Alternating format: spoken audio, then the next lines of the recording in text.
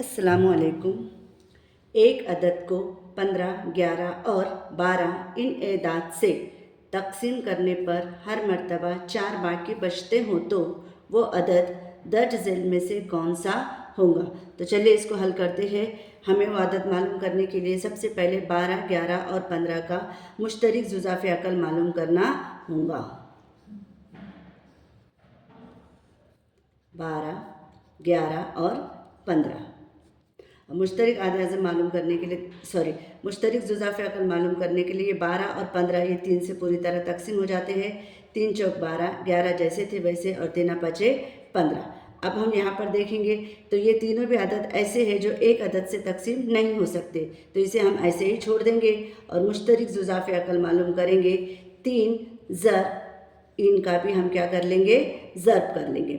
4 ज़र्ब 11 ज़र्ब 5, तो इनका हम ज़र्ब करते हैं। 3 चौक 12, 12 पंचे 60 और 60 और 11 का ज़र्ब कर लेंगे तो हमें हासिल होंगे 660।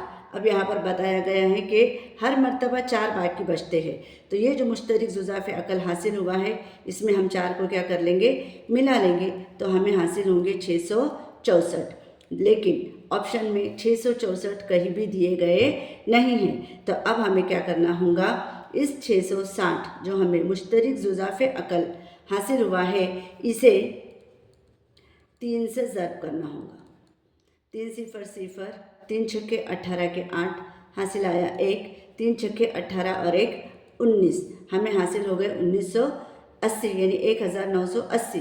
अब हम क्या करेंगे, इसमें बाकी बचने वाले 4 को भी मिला देंगे तो हमें हासिल होगा 1984। वो अदद 1984 है जो कि ऑप्शन नंबर 2 में दिया गया है। उम्मीद है आपको समझ में आ गया होगा। अस्सलाम वालेकुम।